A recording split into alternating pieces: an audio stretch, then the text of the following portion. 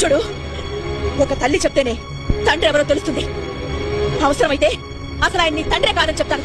Doctor చెప్తేనే తల్లికి తన బిడ్డ ఎవరో తెలుస్తుంది. అవసరమైతే ఆ డాక్టర్ని మార్చి చెప్పమంటాను. ఏంటా మాటలు? నువ్వు ఊరుకో అత్తయ్య.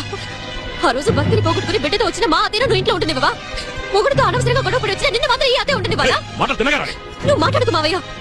నువ్వు మాత్రం పెళ్ళాం బిడ్డలతో ఉమ్మడి కుటుంబంతో లక్షణంగా ఉండాలి. మా అమ్మ నాన్న మాత్రం విడిపోయి ఉండాలా?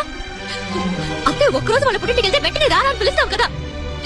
భార్యని కేవలం పని మనిషిగా చూసే నీకే ఇలా ఉంటే ఇన్నేళ్లుగా ఏ రోజుకైనా నా భార్య వస్తుంది వస్తుంది అని ఎదురు చూసే మా నాన్నగారికి ఎలా ఉండాలి? పగ పగ అంటున్నారే. ఆ రోజు భరణి బావ కోసం నేనే మంచినీళ్ళ దివికి వెళ్ళాను. నీ మీద పగ తెచ్చుకోవడానికి ఆ రిపోర్ట్ పేపర్లు వేశాడు. వాడిని పిలిచి మా నాన్నగారు తిట్టారు. వెంటనే అన్నిటికీ కారణం మా నాన్నగారు అన్నారు. దాని కారణం మా నాన్న, దీని కారణం మా నాన్న.